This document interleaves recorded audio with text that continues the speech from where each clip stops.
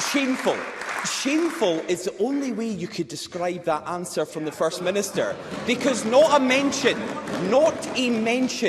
of a patient who waited in Ayrshire at the tail end of last year for 2.5 days in accident and emergency. The clue is in the name. They went there for emergency treatment and they sat for 2.5 days. And the First Minister, her answer to them is, well, it's the best performing anywhere in the United Kingdom. That is little comfort for people who are waiting hours and days for treatment.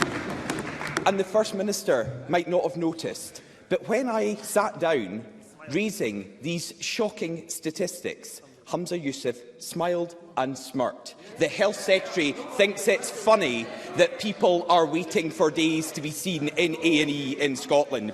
And the First Minister mentioned and quoted from the NHS Audit Scotland report into NHS. Let's remember, BMA Scotland said of the report this morning, it is damning of the state of the NHS currently.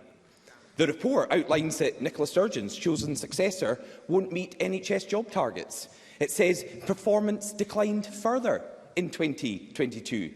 The number of people experiencing extremely long waits increased in 2022, and performance on cancer waiting times is getting worse. Every part of Scotland's NHS is in crisis because of Humza Yousaf. So can the First Minister tell us, is this useless Health Secretary really the best the SNP have to offer? First Minister. Well, in relation to individual cases, it is always unacceptable if someone waits too long for treatment in the National Health Service. And at the tail end of last year, which of course was Douglas Ross's phrase, that was during the winter peak of pressure. Since then, in accident emergencies, there is still considerable progress to be made, let me stress that, but we've seen 8-hour and 12-hour waits reduce, and we continue to support our accident emergency departments in further progress. We are also seeing, Douglas Ross mentioned recruitment, we have record numbers of staff in our NHS right now. Since this government took office, we have increased NHS staffing by 28,800 people within the National Health Service. We've got higher staffing per head of population than in England or other parts of the UK. We've got funding that has doubled in our National Health Service. We've got higher funding proportionately than anywhere else in the UK, to the tune proportionately of about £1.8 billion, equivalent to 44,000 nurses in our National Health Service. And yes, we have significant work to do to reduce waiting times. We are focused firstly on the longest waits, and we've seen significant progress in reducing the longest waits.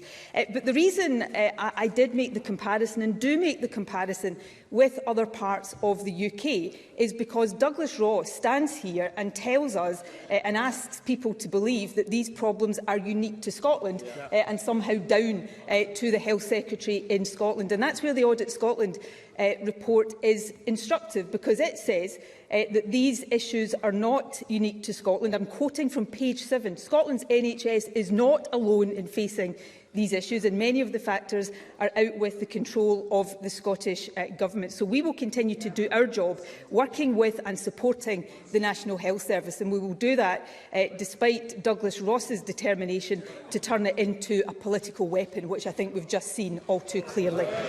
Douglas Ross. Wow. Wow. Opposition MSPs raising cases of people waiting 2.5 days in A&E in Scotland is somehow a political weapon. No, it's not. It's the reality of people across Scotland just now. And the First Minister loves to make this comparison between Scotland and the rest of the UK. Let's just remember, the UK Statistics Authority said Public Health Scotland's figures and the statistics Nicola Sturgeon uses for the comparison can be misleading for patients. Misleading is what the UK Statistics Authority said. Now, we know that Humza Yousaf released a recovery plan that everybody could see was just a flimsy pamphlet. The First Minister has now quoted page 7 twice of the Audit Scotland report. Let's go a bit further. I've looked through the whole report. The Audit Scotland report says of Humza Yousaf's recovery plan, it lacked detailed actions. They said he didn't do detailed and robust modelling. He didn't, and this is a quote, engage fully with NHS boards. And information on key patient aims is missing. Information on key patient aims is missing. Humza Yousaf have made the crisis in Scotland's health service much worse. First Minister, why should a health secretary who has failed our NHS now get to fail the whole of Scotland? First Minister. Well, firstly, I didn't suggest that any MSP raising patient experience was using it as a political weapon. What I said, and what I will say again, is trying to suggest that these issues are unique to Scotland's NHS is seeking to use our NHS as a political weapon. And to coin a phrase of Douglas Ross, presiding officer, I do think that is shameful on the part of the Conservatives. On the recovery plan, let us look at the progress, and it is the case that we have considerable work still to do. But let's take 8 and 12-hour A&E waits. I said earlier on, these have dropped significantly since the peak over the winter period. 8-hour waits are down by 54.9%, 12-hour waits down by 61.6%. That's because of the support we're giving to the NHS and the work of staff on the front line. Look at waiting times targets more generally. The numbers waiting the longest for treatment have reduced by almost a quarter for both inpatient and day case treatment and for outpatient treatment. So there are significant challenges, more significant than at any point in the history of the NHS, but we are supporting our NHS with record funding, record staffing and the wider support it needs to address these challenges, and that's what this government will continue to do. Douglas Ross. Oh dear. 8 years ago, a failed SNP Health Secretary became First Minister. Now, history looks like it's repeating itself. Why would anybody risk Scotland's future by giving a man with Humza Yousaf's record more power? So let's just look at his time in office while the First Minister gets more intel from the Deputy First Minister. I don't know what's coming there. So let's look at what Humza Yousaf has done in office. He was Transport Minister who drove without a licence. He delayed the dualling of the A9, and he clapped like a seal when Nicola Sturgeon launched a ferry with painted-on windows.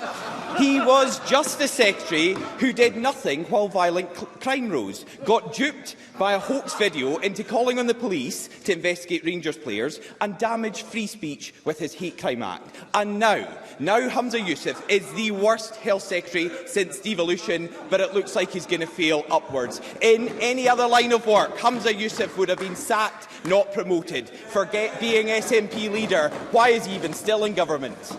First Minister.